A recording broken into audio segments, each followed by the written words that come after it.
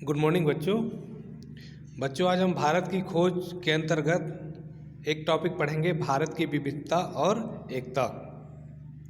बच्चों, जैसा कि आप जानते हो, इस भारत की खोज नामक पुस्तक के लेखक हैं पंडित जवाहरलाल नेहरू, और उन्होंने भारतीय संस्कृति की विशेषताओं के अंतर्गत एक जो प्रकरण यहाँ पर लिखा है, भारत की विविधता और एकता। आज हम उसको पढ़ेंगे कि किस प्रकार से भारत में विविध प्रकार के लोग रहते हैं, उनके विविध प्रकार के धर्म हैं, विविध प्रकार की भाषा है, विविध प्रकार के रहन सहन, खान पान, संस्कृति, आचार विचार, उनकी बनावट, उनकी प्रजाति, बहुत कुछ विविध है।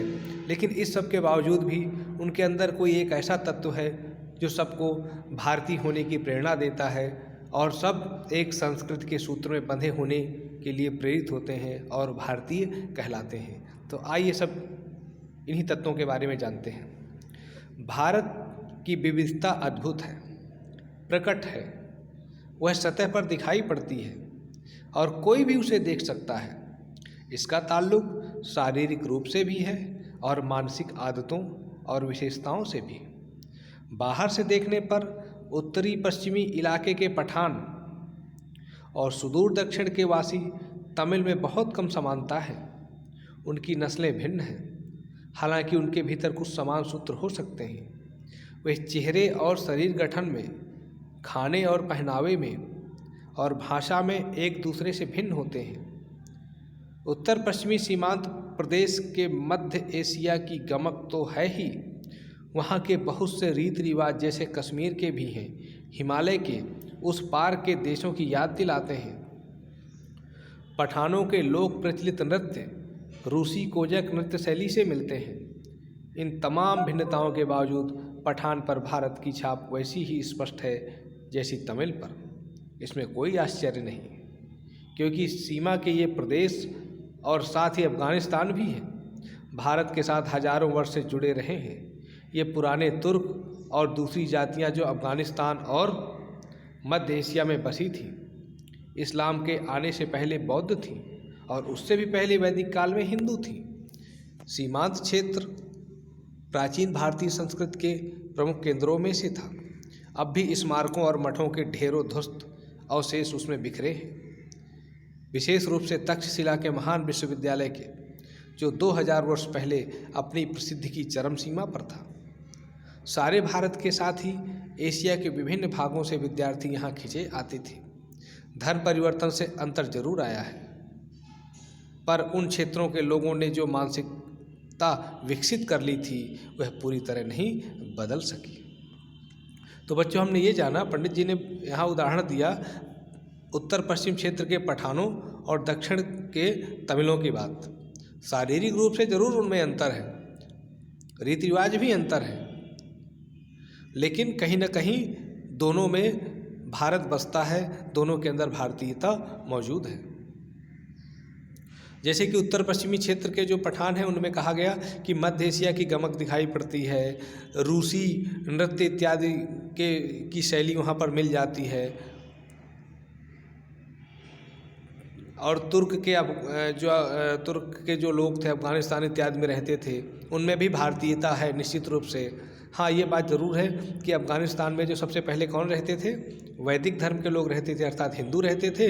उनके बाद बहुत सारे लोगों ने वहाँ बौद्ध धर्म अपना लिया, और उसके बाद फिर बौद्धों के बाद वहाँ पर इस्लाम की प्रजाति आई, इस्लाम धर्म आया, और उन्होंने हिंदुओं और बौद्धों के मठों को तोड़ दिया, उसको ध्वस्त कर दिया, उसके अवशेष ही वहाँ पर बचे हुए हैं। वहाँ पर हाँ एक उदाहरण है तक्षशिला का, जो तक्षशिला विश्वविद्यालय बहुत ही महान विश्वविद्यालय था, पुराना, 2000 वर्ष पहले, जहाँ पर दुनिया भर के लोग वहाँ पर पढ़ने आते थे। लेकिन आज वहाँ पर ऐसा कुछ भी नहीं है। बहरहाल आगे जानते हैं। पठान और तमिल दो चरम उदाहरण हैं, बाकी की स्थिति कहीं इन दोनों के बीच में है। सबकी अपनी अलग अलग विशेषताएं हैं, पर इससे भी गहरी छाप भारतीयता की है। यह जानकारी बेहद हैरत में डालने वाली है कि बंगाली, मराठी, गुजराती, तमिल, आंध्र, उड़िया, असमी, कन्नड़, मलयाली, सिंधी, पंजाबी, पठान, कश्मीरी, राजपूत और हिंदुस्तानी भाषाभाषी जनता में बसा हुआ विशाल मध्य भाग कैसे सैकड़ों वर्षों से अपनी अपनी अलग पहचान बनाए हुए हैं। इसके बावजूद इन सब के गुण दोष कमोबेश एक से हैं। इसकी जानकारी पुरानी परंपरा और अभिलेखों से मिलती है। साथ ही इस पूरे दौरान वे ऐसे भारतीय बने रहे जिनकी राष्ट्रीय विरासत एक ही थी और उनकी नैतिक और मानसिक विशेषताएं भी समान थीं। प्राचीन चीन की तरह प्राचीन भारत अपने आप में एक दुनिया थी, एक संस्कृति और सभ्यता थी जिसमें तमाम चीज़ों को आकार दिया था।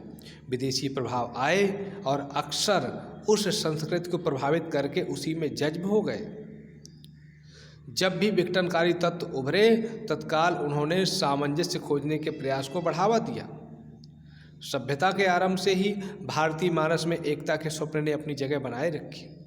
इस एकता की कल्पना कभी किसी बाहर से आरोपित वस्तु या बाहरी तत्वों के या विश्वास के मानकीकरण के रूप में नहीं की गई।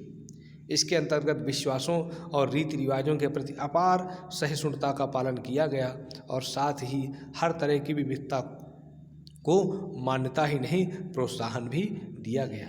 तो बच्चों, ये था वो वास्तविक तत्व कि भारतीय संस्कृति में एक जो सामंजस्य खोजने की प्रवृत्ति थी, ये पहले भी थी, आज भी थी।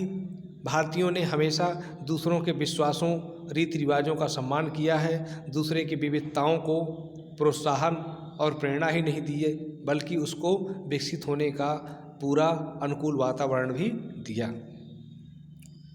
यानी भारतीयों ने हमेशा दूसरों के रीति रिवाजों का, विश्वासों का सम्मान किया। इसी वजह से भारत में विविधता तो मौजूद है, लेकिन उस विविधता के मूल में एकता के तत्व निश्चित रूप से है। आगे, किसी एक देशी समूह में चाहे वे कितने घनिष्ठ रूप से एक दूसरे से जुड़े हों, छोटी बड़ी भिन्नताएं हमेशा देखी जा सकती हैं। उस समूह की मूल एकता तब प्रकट होती है जब उनकी तुलना किसी अन्य देशी समूह से की जाती है। यह बात अलग है कि अक्सर दो निकटवर्ती समूहों की भिन्नता सीमांत इलाकों में या तो धुंधली पड़ जाती है या आपस में घुल मिल जाती है। प्राचीन और मध्य युग में आधुनिक राष्ट्र के विचार ने जन्म नहीं लिया था और सामंती, धार्मिक या जातीय संबंधों का महत्व अधिक था। फिर भी मेरा विचार है कि ज्ञात इतिहास में किसी भी समय एक भारतवासी भारत के किसी भी हिस्से में अपनी ही घर की सी अपनेपन की अनुभूति करता था, जबकि किसी भी दूसरे देश में पहुंचकर वह अजनबी और परदेशी महसूस करता था। उन देशों में जाकर जिन्होंने कुछ दूर तक उसकी संस्कृति या धर्म को अपना लिया था, उसे अजनबीपन का बोध निश्चय ही कम होता था। वे लोग जो किसी गैर भारतीय धर्म को जानने वाले थे या भारत में आकर यहीं बस गए थे, कुछ ही पीढ़ियों के गुजरने के दौरान स्पष्ट रूप से भारतीय हो गए, जैसे यहूदी, पारसी और मुसलमान। जिन भारतीयों ने इन धर्मों को स्वीकार कर लिया, वो भी धर्म परिवर्तन के बावजूद भारतीय बने रहे। कहने का तात्पर्य साफ है कि जब भी भारतवासी कहीं जाते थे तो उन्हें वो सम्मान नहीं मिलता था, वहाँ उनको अजनबियत सी महसूस होती थी, अपनापन महसूस नहीं होता था। आज भी है, लेकिन अगर भारत में भी कोई विदेशी आया है, चाहे यहूदी आए हों, पारसी आए हों या मुसलमान आए हों, उनको भारतीयों ने बहुत अच्छे से स्वीकार किया। तो इससे स्पष्ट होता है कि भारत की संस्कृति सामंजस्य के मामले में दुनिया की सर्वश्रेष्ठ संस्कृति थी। आज जब राष्ट्रीयतावाद की अवधारणा कहीं अधिक विकसित हो गई है, विदेशों में भारतीय अनिवार्य रूप से एक राष्ट्रीय समुदाय बनाकर विभिन्न कारणों से एकजुट होकर रहते हैं, भले ही उनमें भीतरी मतभेद हों। एक हिंदुस्तानी ईसाई कहीं भी जाए उसे हिंदुस्तानी ही माना जाता है। इस प्रकार किसी हिंदुस्तानी मुसलमान को तुर्की, अरब, ईरान या किसी भी अन्य देश में जहां इस्लाम धर्म का प्रभुत्व हो, हिंदुस्तानी ही समझा जाता है। मेरे ख्याल से हम सबके मन में अपनी मातृभूमि की अलग अलग तस्वीरें हैं और कोई दो आदमी सचमुच एक जैसा नहीं सोच सकते। जब मैं भारत के बारे में सोचता हूँ तो मेरे मन में बहुत सी बातें आती हैं। मैं सोचता हूँ दूर दूर तक फैले मैदानों और उन पर बने अनगिनत छोटे छोटे गाँवों के बारे में, उन कस्बों और शहरों के बारे में जिनकी मैंने यात्रा की है। वर्षा ऋतु की उस जादुई बरसात के बारे में जो झुलसी हुई धरती में जीवन संचार करके उसका सहसा सौंदर्य और हरियाली के झिलमिलाते प्रसार में बदल देती है। विशाल नदियों और उनके बहते जल के बारे में, ठंड की चादर से लिपटे खैबर पास के बारे में, भारत के दक्षिणी सिरे के बारे में, लोगों के बारे में, व्यक्ति और समूह दोनों रूपों में, और सबसे ज़्यादा बर्फ़ की टोपी पहने हिमालय के या वसंत ऋतु में कश्मीर की किसी पहाड़ी घाटी के बारे में जो नवजात फूलों से लदी होती है और जिसके बीच से कल खल खल करता झरना बहता है। हम अपनी पसंद की तस्वीर बनाते हैं और उसे सहेज कर रखते हैं।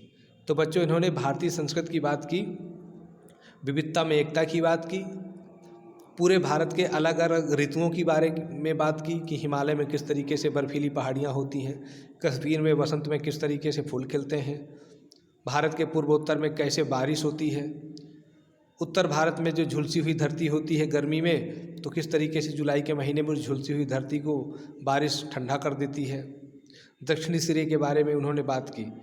तो ये थी भारत की विविधता में एकता की बात। तो बच्चों, उम्मीद है काफ़ी कुछ आपकी समझ में आ गया होगा। इस पाठ को आप एक बार ज़रूर पढ़िएगा। तो आज के इस वीडियो में बच्चों इतना ही, शेष बाद में पढ़ेंगे।